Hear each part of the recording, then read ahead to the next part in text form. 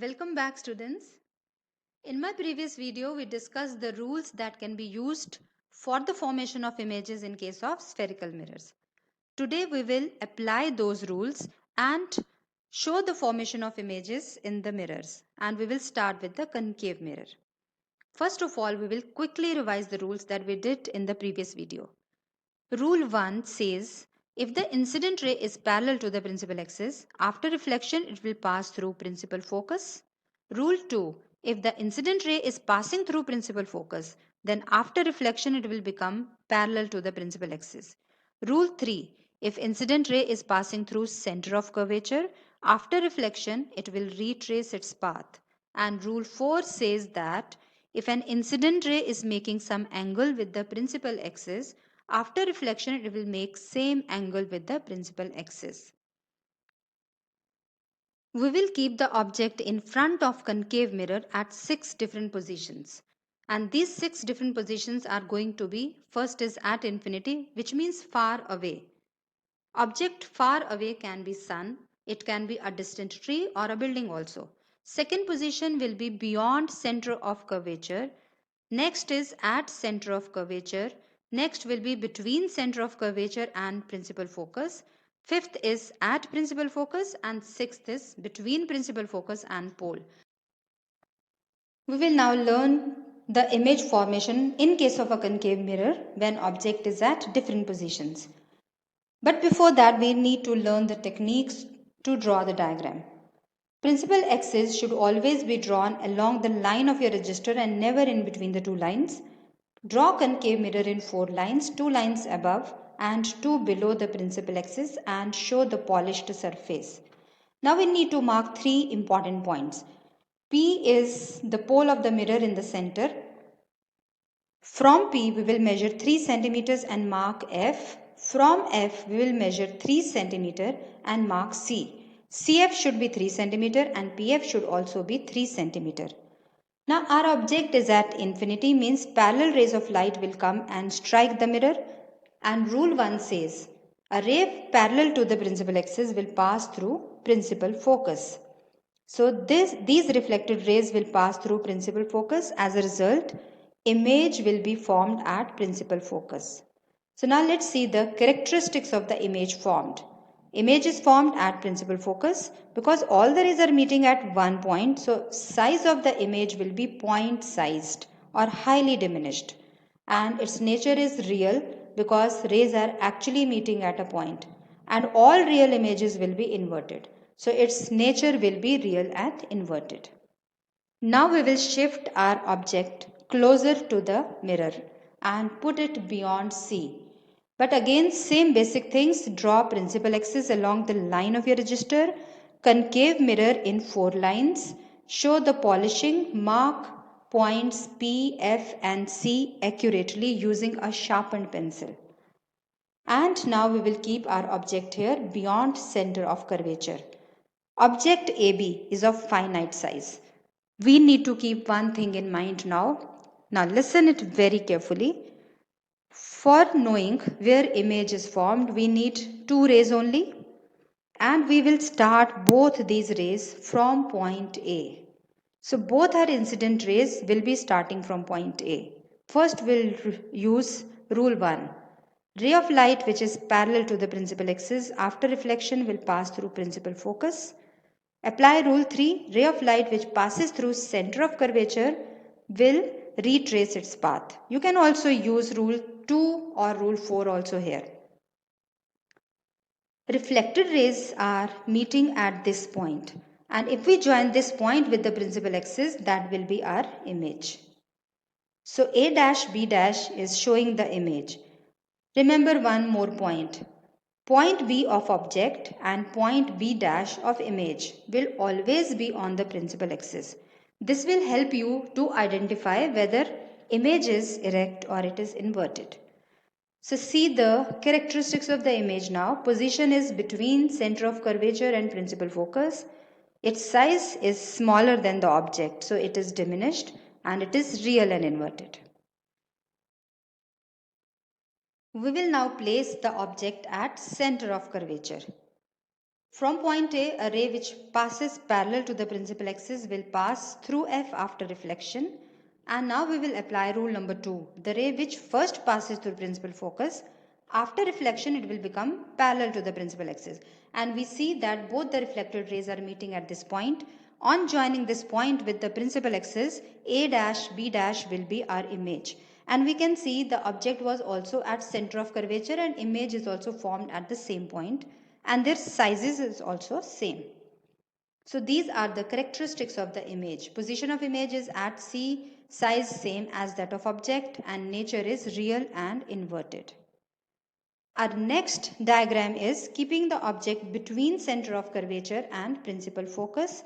So please take these points at proper distances, PF 3 centimeter and CF also 3 centimeter, and object will be placed here. Name the object AB. From A, a ray parallel to principal axis. After reflection will pass through principal focus. Rule 2. Ray which passes through principal focus after reflection becomes parallel. So the two rays are meeting at this point. Join it with the principal axis. So this is our image. A dash, B dash. Now these are the characteristics of the image. We can see that image is formed beyond C. This is the position. It is magnified and it is real and inverted. Our next position for the object is at point F. Same basic measurements and keep the object at F. From A, parallel ray pass through principal focus. Apply rule 3. Ray which passes through center of curvature will retrace its path. Now this and this are two reflected rays, and we can see that they are parallel to one another and they will meet somewhere at infinity. That is why our image will also be formed at infinity. Size will be magnified and nature will be real and inverted. Last diagram is when the object is between pole and principal focus. So it is the closest to the mirror. So we have kept AB here. Again rule 1, ray which is parallel will pass through principal focus. Rule 3, ray which passes through center of curvature retraces its path. Reflected rays are diverging. They will never meet in front. But we extend them in the backward direction and they appear to come from this point. Join this point with the principal axis. So this A dash B dash will be our image. And the characteristics. Image is formed behind the mirror. It is magnified and it is virtual and erect because rays are not actually meeting. So the nature is virtual and erect. So these are the 6 different positions and the image is formed in case of a concave mirror. And we will now review all the 6 diagrams. Using these ray diagrams, we are going to draw some conclusions. First of all, if you look at these 5 diagrams, a real image is being formed here, while in this one, a virtual image is formed. So we conclude that in a concave mirror, real image can be formed as well as virtual image can also be formed. Second thing is that in this figure, object is at infinity, then we bring it closer and then still closer, more close. So as the object is going closer to the mirror, what is happening to the image? So here image is at F, it moves away from F, further away from F, further away. So we conclude that as the object is moving closer to the mirror, image is moving away from the mirror. Next thing is about the size of the image. Here size of image is point sized, slightly bigger, same as that of object, bigger than the object and still bigger than the object. So as the object is moving closer to the mirror, size of the image will increase. So these are few conclusions that we have drawn. Let's see them again. As the object moves closer to the concave mirror, distance of image from the mirror increases, size of the image also increases. A real image will be formed when object is between infinity and principal focus, while virtual image will be formed if the object is between principal focus and the pole. Now we will see some uses of concave mirror. It is used as reflectors in vehicle headlights, torches and searchlights. So in this case, source of light or a bulb is kept at the focus of a concave mirror. So light rays after reflection become parallel to each other. As a result, we can see the road to a longer distance. It is used as a dentist mirror to see large image of the teeth, or as a shaving mirror or makeup mirror to see larger image of the face.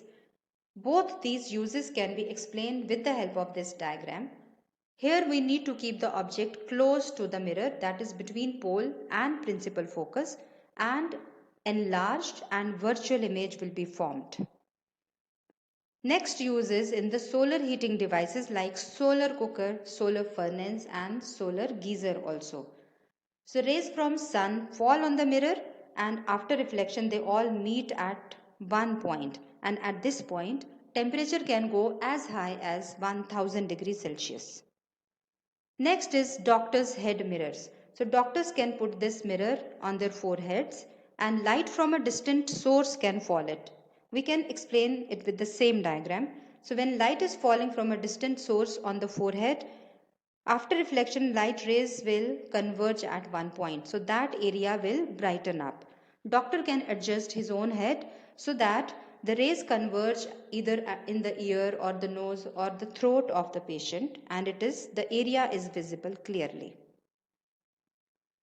This is about the concave mirror. Now we will see convex mirror. We know that convex mirror has the reflecting surface which is bulging out, and it is a diverging mirror. Rules also we did in the previous video, so a quick revision. A ray of light which is parallel after reflection appears to come from principal focus. A ray of light which is directed towards principal focus after reflection becomes parallel. A ray of light which is directed towards the center of curvature, after reflection it retraces its path. And fourth rule says a ray of light which is making some angle with the principal axis, after reflection it will make same angle with the principal axis. So these were the rules, and we will see formation of images by convex mirror. There are only two conditions. First is when the object is at infinity. Second, when object is anywhere else between infinity and pole of the mirror. When the object is at infinity, parallel rays of light will come and fall on the mirror. After reflection, they will appear to come from point F. So position of the image is at F, size will be point sized or highly diminished, nature is virtual and direct. If the object is anywhere else between infinity and pole, so this is our object AB, one ray which is parallel appear to come from F, second is passing through center of curvature. So we see that both the reflected rays are meeting at this point. Join this point with the principal axis. So A dash B dash is the image. Characteristics are position of image is between pole and principal focus, and it is behind the mirror. Size is diminished. Nature is virtual and direct. Now we will see uses of convex mirror. Convex mirror is a diverging mirror, so it is used as a reflector in the street lights. In front of the bulb, a convex mirror is placed, and when light falls on this mirror, it diverges in different directions. As a result, a larger area is brightened up. This mirror is also used at blind or acute turns to prevent the accidents. So the vehicles coming from both sides can see each other in this mirror, and many accidents can be prevented. Very important use of convex mirror is as a rear view mirror. So it is used as rear view mirror for two reasons. Number one, it forms erect and diminished image, and because of the small sized image, many vehicles coming from behind are visible in a small mirror. As it is curved outward, it gives a wider field of view. To understand this point, we will compare convex mirror with a plane mirror. Suppose we are sitting in front of a plane mirror and we can see the images of the things which are behind us from this much area. Rays which are coming from here will reach us, and rays coming from here will reach us, and this area which is behind us will be visible to us.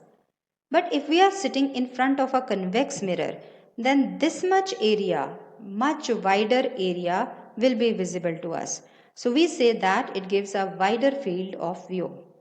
It is also used as a shop security mirror. If we have put this mirror in one corner of the shop, owner can see the images of all the parts of shop in this mirror. Now using convex mirror as a rear view mirror has some limitations. Now let's see first how. Suppose this is the object in front of the convex mirror. Its image is formed between P and F. If I take this object further away, let's say here, its image will still be formed between P and F. And if the object comes this much close, again the image is formed between P and F. So because image is always formed at the same place within a small range, so we cannot accurately judge how far is the vehicle behind us. So this is the limitation. It does not show the correct distance of the vehicles at the rear. That is why on every rear view mirror, it is mentioned that objects are closer than they appear. So now there is a question for you. How will you identify the type of mirror, whether it is plane, concave or convex mirror, without touching it? Please exercise your mind and think about the answer. And then you can see the answer. We can identify the mirrors by noticing the size of the image, and for that we need to keep the object very close to the mirror. If it is a plane mirror, size of image will be same as size of object. In concave, size of image will be larger, while in convex it will be diminished. So by noting the size of the image formed, we can identify which is the mirror. So that's all for now. We will continue in the next video.